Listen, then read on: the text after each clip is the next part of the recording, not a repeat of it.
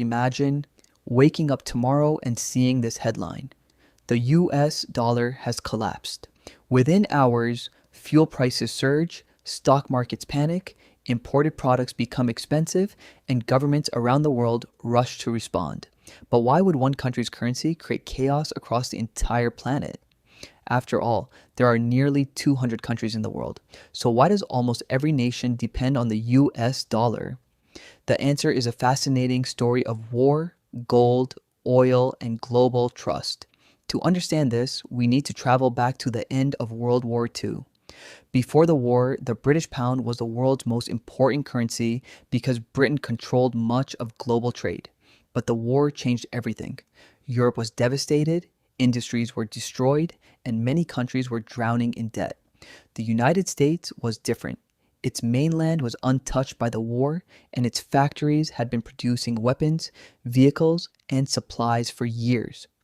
By 1945, America had become the world's strongest economy and held nearly two-thirds of the world's official gold reserves. Naturally, other countries trusted America's financial strength. In 1944, leaders from 44 countries met in Bretton Woods, New Hampshire, to rebuild the global financial system. They agreed that their currencies would be linked to the US dollar, while the dollar itself would be backed by gold. 1 ounce of gold was fixed at 35 US dollars. This meant that governments could exchange dollars for gold whenever they wanted, making the dollar the most trusted currency on earth. For more than 25 years, this system worked well. But as America's economy grew, the government started printing more dollars than it had gold to support. Soon, countries like France began exchanging their dollars for gold. If this continued, the United States would run out of gold. In 1971, President Richard Nixon made a historic decision. He ended the dollar's direct link to gold, an event now known as the Nixon shock. Many experts believed the dollar would lose its power. Surprisingly, the opposite happened. Around the same time, the United States reached agreements with major oil-producing countries, especially Saudi Arabia. Oil, the world's most important energy source, would be sold mainly in US dollars. Whether India, Japan, Germany, or Brazil wanted to buy oil, they first needed dollars. This created constant global demand for the US currency. This system became known as the petrodollar system. But oil isn't the only reason the dollar dominates. Today, much of international trade is still conducted in dollars. Commodities like oil, natural gas, gold, wheat, and many metals are commonly priced in US dollars.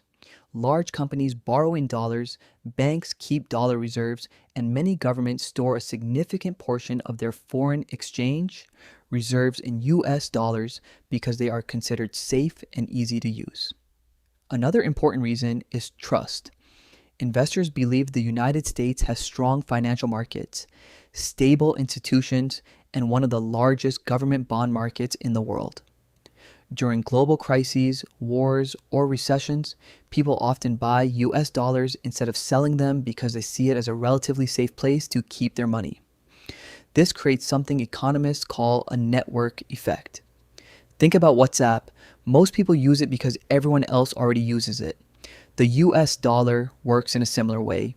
Businesses use it because banks use it. Banks use it because governments use it. Governments use it because businesses trust it. This cycle keeps reinforcing itself. However, the dollar's dominance is not guaranteed forever. Countries such as China and members of the BRICS group are trying to reduce their dependence on the dollar by increasing trade in their own currencies. Some central banks are buying more gold, and digital payment systems are becoming more common. Even so, replacing the dollar is extremely difficult because a global reserve currency requires decades of trust, deep financial markets, political stability, and worldwide acceptance. So, why does the US dollar rule the world? It isn't because America simply says so.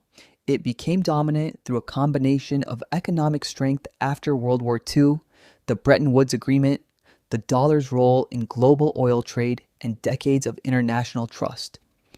Today, even if two countries trade with each other, there's a good chance the payment is still made in US dollars. The next time you hear that the dollar has become stronger or weaker, remember that it isn't just another currency. It is the financial backbone of much of the global economy, influencing fuel prices, international trade, investments, inflation, and even the cost of everyday products around the world. Now, the biggest question is this: will the US dollar continue to rule the world for the next 50 years, or will another currency take its place?